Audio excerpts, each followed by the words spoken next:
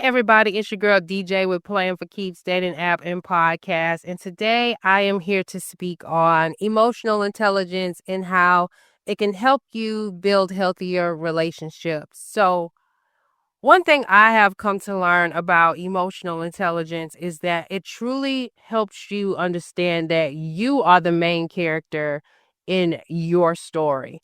And I feel a lot of people don't understand they're the main character in their story. And when you don't understand that, it can lead you down a road of people pleasing, toxic relationships, and so on. So, following the emotional intelligence framework really helps people build more authentic relationships. And then, as far as romantic relationships, it helps build more intimate relationships. So, think about the last time either a loved one asked you to do something for them that you really didn't want to do, or a partner put you in a situation that you really didn't want to be in, or maybe you've expressed that this is something that you don't want to be a part of, and they promised you that they wouldn't do it again, bring it up again, whatever the situation is that you feel you can relate to within this scenario. What did you do? Did what was your first thought? Did you think on how you didn't want to do it, how what you were going to say, or did you just push past it and just got through it because you're supposed to sacrifice in relationships, as quote unquote society will tell you? One thing I will say into that, um, if you don't base your ultimate decisions around yourself or center your decisions around you, all of your relationships will be surface level. No one will know how to serve you. I think about the last relationship that I was in, and I was dating this guy, and of course, it wasn't reciprocal. That was one of my problems in dating and in relationships. I would get into relationships where, um, it was lopsided. Like I was the doer, and the person was the receiver, or I was the giver, and the person was the receiver. And I never had any needs, even when asked. That just, my thought was I didn't need anything, because if I didn't need anything and I was always doing, then I wouldn't be the one discarded. Fast forward, me and this guy breaks up, and he ends up dating somebody who is more quote unquote needier than I am. Um, Come to find out through conversations with this ex and just of knowledge. And, at first I was really angry about that. Like I didn't understand that. I couldn't wrap my mind around that. But as you, as I thought further into it, um, moving on from that relationship, one thing that I came to realize is that you can't build intimacy with another person if you don't express your needs, you don't express your wants, you don't express your true character. They don't know you. Uh, and if they're not doing for you and also putting into the relationship, they're not building. So I had to come to that realization. So if you're somebody who is a people pleaser, or somebody who feels that, well, if I put myself out there and tell them how I really feel, they'll leave, it's probably a blessing if they do leave. Okay. They weren't aligned to you. So putting yourself out there, not being afraid, is going to get you closer and closer to your partner, your tribe. So always keep that in mind. Okay. Learning to be emotionally intelligent in your relationships will help you with the balance in you truly understanding you being the main character in your story, and then juggling your supportive characters. So there are 5 main components to emotional intelligence, and we're going to dive into all of them pertaining to just this idea of you being the main character, and how all of the pillars of the emotional intelligence chart can help you in that realization and help you build those healthier relationships. I'm going to go off this little paper that I have right here. So, self-awareness is the first one. So, understanding your emotions. That's the first thing. Understanding your emotions, strengths, weaknesses, and how actions affect others. I want to talk about even how, especially if you're a people pleaser and you're somebody who isn't the main character in your story, how your actions affect yourself. Um, you can, why do you give? First of all, when somebody comes to you with a problem, you know, I know in the past for me, my first reaction was to just, okay, just do it. You know what I'm saying? This is what you're supposed to do. Just do it. But when you have this inkling to just go out and do, like, take a deep breath and center yourself. Understand the emotion that you're feeling for a second.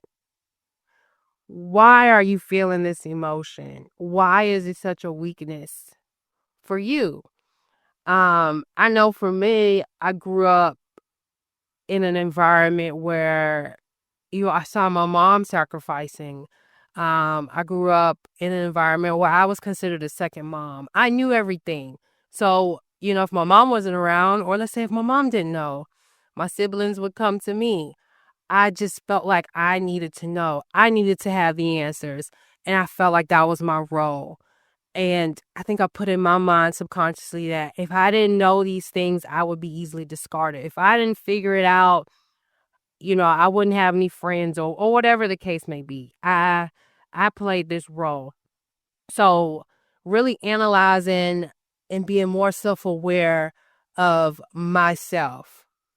Why do I do the things that I do in my relationships? And then after I do them, I feel icky. I feel resentment. I feel why? Like really analyzing that. So that's self-awareness. The second one is motivation. So once you get that self-awareness going, what motivates you to not be the main character? Because once somebody comes to you with something that you don't want to do and you do it anyway, you basically just knocked yourself off of being the main character in your life, in your story, and you made this other person this main character. Like, what was the motivation behind that?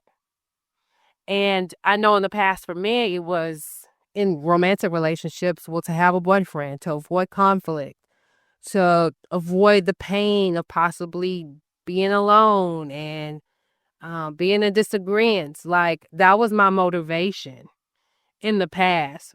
But then on the flip side, when I sit and I stand up for myself, you know, what would that look like? Think, will I not feel icky after it's done? Not feel resentment? Um, and then really thinking on the situation, well, if this person walked away from me, would it be that bad? And then for me, going down the rabbit hole of feeling anxiety every time I saw this phone number pop up on my phone. And how I knew I was supposed to answer it because I had this title, but I really didn't want to answer it. You know what I'm saying? And just really being honest and thinking of the situation. So when you have a situation that's presented to you that you don't really want to do, but you have this inkling and this push to just do it, really think on the motivation behind the inkling to want to do it. Like, why? And then drill down and ask questions to those answers. Like, why would you want to do a thing and you don't really want to do it? And really just put it all together and see what you come up with. Self-regulation. So managing your emotions and remembering that you are the main character in your story. Like, you're giving your power away to another individual when you get into people pleaser mode, when you get into not understanding truly why you feel the way you feel. So learn to self-regulate, managing your emotions effectively, especially in challenging situations. This means handling anger constructively, responding calmly to stress, and avoiding impulsive actions. So really sitting back, really thinking, okay, in this situation, how do I center myself? And then from there, there's empathy. So you can have empathy for all of the supportive characters in your story. But again, center yourself in those decisions. You can be a giver. Of, you can be somebody that expresses empathy, express love, um, be kind, but you don't have to freely give your niceness away because somebody in society told you that's what you're supposed to do. Be kind, be empathetic, be understanding. But if it's you sacrificing yourself to be those things and you're not, and you're knocking yourself off of that main character story, think twice. Think twice. Center yourself in the decision and really debate on if it's going to be worth it for you. And then last but not least, social skills. So communicating effectively. Being able to communicate effectively as to why, whatever the situation is, why you're not going to be able to do it or live up to what they need you to do, be, or whatever the case is. Um, Express your concerns with empathy.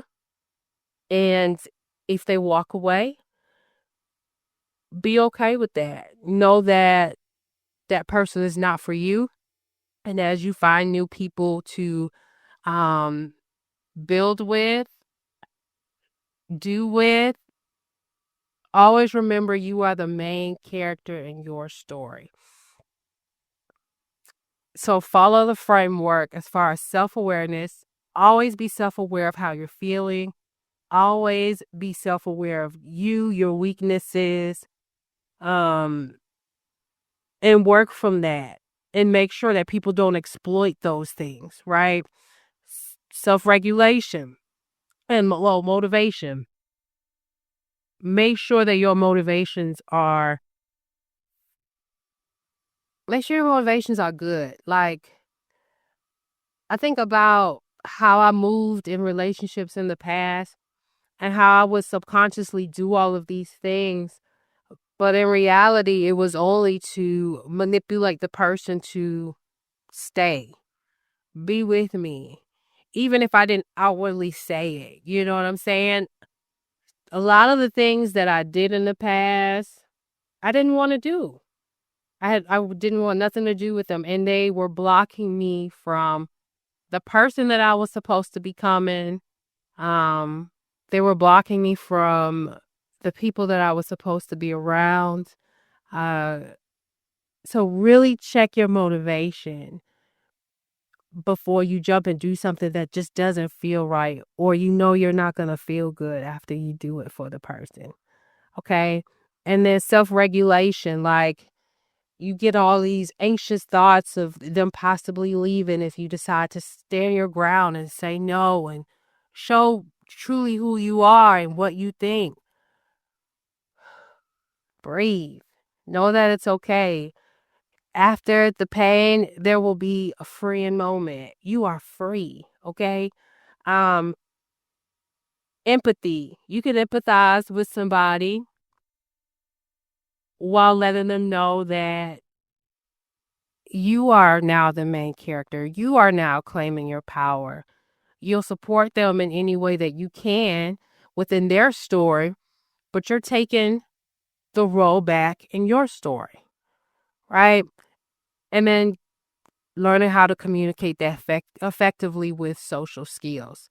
So that is my emotional intelligence framework in regards to building healthier relationships if you are somebody who is either anxiously attached or have people pleaser tendencies or codependent tendencies. Being emotionally intelligent is understanding yourself So when you put yourself out there in the world, you can be around the right people because you're communicating effectively, you're being more authentic, and you're building more intimate bonds with people because you're not putting a face out there just trying to just go with whatever so you can fit in with whoever. So I'm hoping this video helped. I know it was a short video. Again, we have a dating app called Plan for Keeps. You can download it. When two people match, you have to play a compatibility game first before you message each other. And then we also have a speed dating game board, or just a first initial like date night game board, where you and the other person can get to know each other. It's a cool game. It's like Trouble, where you pop the popper, it lands on a question, and you ask that other person a question. We also have card games as well. So check out the links below, and I hope you guys have an amazing day.